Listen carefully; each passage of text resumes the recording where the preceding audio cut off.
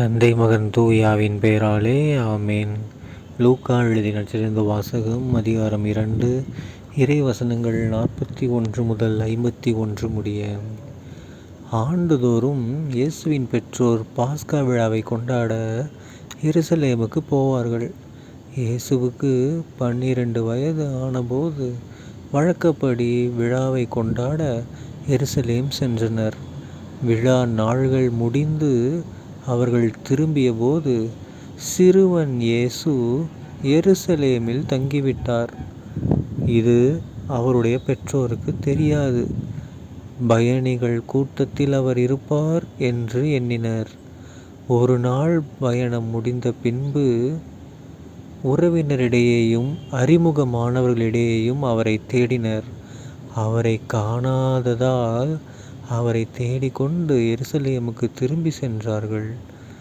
3 நாள்களுக்கு பின் அவரை கோவிலில் கண்டார்கள். அங்கே அவர் போதகர்கள் நடுவில் அமர்ந்து அவர்கள் சொல்வதை கேட்டுக்கொண்டும் அவர்களிடம் கேள்விகளை எழுப்பிக் கொண்டும் இருந்தார். அவற்றை கேட்ட அனைவரும் அவருடைய புரிந்து கொள்ளும் திறனையும் அவர் அளித்த பதில்களையும் கண்டு மலைத்து போயினர். அவருடைய பெற்றோரும் அவரை கண்டு வியப்பில் ஆழ்ந்தனர். அப்பொழுது அவருடைய தாய் அவரை நோக்கி, "மகனே, ஏன் இப்படி செய்தாய்? இதோ பார், உன் தந்தையும் நானும் உன்னை மிகுந்த கவலையோடு தேடிக்கொண்டிருந்தோமே" என்றார். அவர் அவர்களிடம், "நீங்கள் ஏன் என்னை தேடினீர்கள்? நான் என் தந்தையின் அலுவல்களில் ஈடுபட்டிருக்க வேண்டும் என்பது உங்களுக்கு தெரியாதா?" என்றார். அவர் சொன்னதை அவர்கள் புரிந்து கொள்ளவில்லை. பின்பு அவர் அவர்களுடன் சென்று நாசரேத்தை அடைந்து அவர்களுக்கு பணிந்து நடந்தார். அவருடைய தாய் இந்நிகழ்ச்சிகளை எல்லாம் தமது உள்ளத்தில் பதித்து வைத்திருந்தார். ஆண்டவரின் அருள்வாக்கு. கிறிஸ்துவே உமக்கு புகழ். அன்பார்ந்த சகோதர சகோதரிகளே, இன்று பொதுக்காலம் 9ஆம் வாரம் ஜூன் மாதம் 8ஆம் தேதி 2024ஆம் வருடம் சனிக்கிழமை. இன்று நாம் தூய கன்னி மரியாவினுடைய மாசற்ற இதயத்துடைய நினைவு கொண்டாடுறோம். ஓகேங்களா? அதே தொடர்பாக இந்த நற்செய்தியில் பாருங்கள், திருவிழாவுக்கு போயிருக்கிறாங்க. ஏசப்பாவை காணோம். குழந்தை சிறுவன் இயேசுவை காணோம். அப்போ அம்மாவுக்கு இதயம் எவ்வளோ கஷ்டமாக இருந்திருக்கும். ஐயோ, கடவுள் கொடுத்த ஒரு குழந்தைய நான் தொலைச்சிட்டனே அப்படின்றது படபடப்பு எப்படி இருக்கும்னு நினச்சி பாருங்கள். அப்படி படபடப்பு இருக்கும்போது அந்த இதயம் கடவுளுடைய குழந்தை மேலேயே இவ்வளோ படபடப்பு இருக்கும்போது, நாம் ஒவ்வொருத்தரும் பண்ணுற தவறுகள் நம்ம அப்பா அம்மாவுக்கு எந்த அளவுக்கு இதய படபடப்பு கொடுக்கும்னு நினச்சி பாருங்கள். அதுவே இப்போ நீங்கள் பெற்றோர்கள் கேட்குறீங்கன்னா, உங்கள் குழந்தைங்க பண்ணுற விஷயங்கள் உங்கள் இதயத்துக்கு எவ்வளவு பாதிப்பு ஏற்படுத்துதுன்னு நினச்சி பாருங்கள். ஸோ இது எல்லாத்துக்கும் நம்ம என்ன காரணம்? யாரையும் நாம் மதிக்கிறதில்ல. ஓகேங்களா? மதிக்கிறதில்ல மீன்ஸ் நாம் புரிஞ்சிக்கிறதில்ல. அவங்களுடைய மனதை புரிஞ்சிக்கிறதில்ல. ஸோ ஏசப்பா இப்போ விட்டுட்டு போனார், சொல்லிட்டு போயிருக்கலாம்ல. பட் அவர் கடவுளின் மகன், கடவுளின் அருளால் பிறந்தவன், அதனால் அவர் அப்படி பேசலாம். ஆனால் நாம் அப்படி கிடையாது. ஓகேங்களா? நாம் எல்லோரும் ஜென்ம பாவத்தோடு பிறந்து ஞானஸ்தானம் வாங்கி புது பிறப்படைந்து அதுக்கப்புறம் தான் என்ன பண்ணியிருக்கிறோம்? வாழ்க்கையை தொடங்கியிருக்கோம். கரெக்டுங்களா? ஸோ நாம் எந்த ஒரு பாவமும் செஞ்சு மறுபடியும் நம்முடைய தாய்மார்களையோ தந்தைமார்களுடைய மனதை என்ன பண்ணக்கூடாது? புண்படுத்தக்கூடாது. ஓகேங்களா? தூய கன்னி மரியாவுடைய மாசற்ற இதயம் எந்த அளவுக்கு வேதனைப்பட்டிருக்கும்னு நினச்சி பாருங்கள். ஏசப்பா அதாவது குழந்தையிலேருந்தே வேதனை தான். குழந்தையிலேருந்து என்ன, இயேசு பிறக்க போகிறாருன்றதுலேருந்தே இதய வேதனை தான். இந்த மாதிரி கன்னி பெண்ணாக இருக்கும்போது இந்த மாதிரி ஒரு மகன் பிறக்க போகிறான், உனக்கு கல்யாணத்துக்கு முன்னாடியே கல்யாணம் ஒன்று ஆகிறதுக்கு முன்னாடியே உன் வயிற்றில் கரு உருவாக போகுது அப்படின்னு சொன்னதை கேட்டோன்னே அம்மாவுக்கு எவ்வளோ இதய படபடப்பு இருந்திருக்குன்னு நினச்சி பாருங்கள். ஓகேங்களா, அதுவே மிகப்பெரிய இதய படபடப்பு. ரெண்டாவது, குழந்தை பிறக்கும்போது அதே டைமில் நம்ம சூசைபர் வேறு விட்டுட்டு போக ட்ரை பண்ணார், மறைவாக விலக்கிவிட முடிவு செஞ்சார்.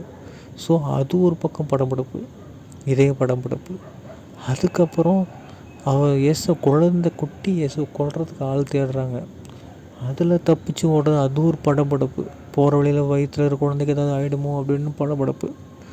பிறந்த குழந்தையை பிறக்கிறதுக்கு இடம் இல்லாமல் நம்ம பெத்தல் கேமில் ஒரு மாட்டு கொட்டகையில் தீவன தொட்டியில் பிறந்திருக்காரு. ஓகேங்களா, அப்போ அது ஒரு படபடப்பு, எங்கே பிறக்குன்னு தெரியலையேன்னு படபடப்பு. ஓகேங்களா, அடுத்தது என்னது, ஏசப்பா வளர வளர வளர இப்போ திடீர்னு தடிக்கொட்டு கீழே விழுகும்போது ஐயோ அடிபட்டுரும், அது ஒரு படபடப்பு இருக்கும். இப்போ கோவிலில் காணாமல் போனது, அது ஒரு படபடப்பு. ஓகேங்களா, ஸோ எவ்வளவோ படபடப்பு. அப்புறம் ஏசப்பா 30 வயசில் திருமுழுக்கு வாங்கிட்டு தன்னுடைய பயணியை தொடர்றாரு. அப்போ எவ்வளவோ சவால்களை எதிர்கொள்கிறாரு, அப்போல்லாம் பயங்கர கஷ்டமாக இருக்கும். அது மட்டும் இல்லாமல் அந்த குழந்தை இயேசுவை கோவிலில் காணிக்கை ஒப்பு கொடுக்கும்போது அவர் என்ன சொல்லுவாங்க, உனது உள்ளத்தை ஒரு வாள் ஊடுருவும்னு சொல்லியிருப்பார். அது ஒரு வாள், அந்த விஷயம் சொன்னதே ஒரு படபடப்பு. அந்த விஷயம் நடக்கும்போது அன்னை மரியாள் கண் கூட பார்க்கும்போது ஏசப்பாவுக்கு அவ்வளவு தண்டனைகள் தடுமாற்றங்கள் ஏற்படும் போதும் அம்மாவுக்கு எந்த அளவுக்கு இதயம் நொறுங்கி இருக்குன்னு நினச்சி பாருங்கள். ஆனால் அதே மாதிரி இறுதி கட்டமாக சிலுவையில் ஒரு ஆடைகள் இல்லாமல் இரத்தத்தோட கடவுளின் மகன், என்னோடய வயிற்றில் பிறந்த மகன் இருக்கும்போது எந்த அளவுக்கு படபடப்பு இருக்குன்னு நினச்சி பாருங்கள். அதை விடுங்க, அந்த சிலுவை கட்டியில் அதை இறக்கின பிற்பாடு மடியில் வைத்திருக்கும்போது எந்த அளவுக்கு படபடப்பு இருக்குன்னு நினச்சி பாருங்கள். அந்த இறந்த இயேசுவின் உடலை அடக்கம் செய்கிறதுக்கு கல்லறை கிடைக்காம அது ஒரு படபடப்பு. உலகத்தை படைச்சவருக்கே கல்லறை கிடைக்காம அப்புறம் கிடைச்சி அதை அடக்கம் செய்து அப்புறம் ஏசப்பா காணாமல் போய், ஓகேங்களா, அதாவது விண்ணேற்றம் அடைந்ததுன்னு சொன்னது காணாமல் போன மாதிரி கொண்டு வந்தாங்க இல்லையா. ஸோ அவ்வளவும் படபடப்பு. அப்புறம் சீடர்களோடு இருந்த இயேசு திடீர்னு விண்ணகம் போயிட்டார். அதாவது 3 நாள் இறந்துருந்தார் இல்லைங்களா, அப்போ 3 நாள் கழித்து தானே உயிர்த்தெழுந்தார். அந்த 3ஆவது நாள் வரைக்கும் சீடர்களை வேறு காப்பாற்றி ஆகணும், ஏசப்பாவும் இறந்தல. ஸோ சீடர்களை காப்பாற்ற அது ஒரு படபடப்பு. இயேசு கொடுத்துட்டு போன ஒர்க்கை செஞ்சு முடிக்க மாட்டாங்களோ, இல்லை இந்த திருச்சபை அப்படியே கலைஞ்சிருமோன்ற ஒரு படபடப்பு. ஓகேங்களா, அப்புறமேட்டு இயேசு விண்ணகம் போன ஒருபாடு அவங்களுக்கு அப்புறம் என்ன பண்ணுறதுன்னு தெரில. அப்போ அம்மாவுக்கு அது ஒரு படபடப்பு.